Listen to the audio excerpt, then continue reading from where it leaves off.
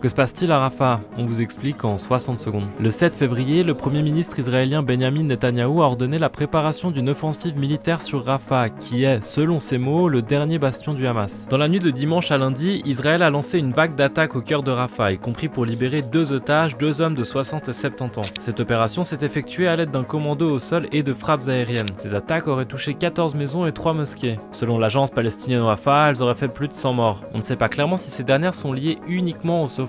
Rafah se trouve dans le sud de la bande de Gaza. La ville, surpeuplée, est le dernier refuge pour plus d'1 million de Gazaouis ayant fui les bombardements, soit plus de la moitié de la population totale. Selon l'ONU, les conditions sanitaires sur place sont catastrophiques. La ville est un cul-de-sac pour les Gazaouis car l'Égypte refuse de les accueillir. Le Hamas annonce 28 473 morts, essentiellement des femmes et des enfants selon plusieurs ONG sur place. Israël estime à 130 le nombre d'otages détenus par le Hamas, dont 29 seraient morts. Des pourparlers sur un accord de trêve ont lieu ce mardi 13 février au Caire, en Égypte.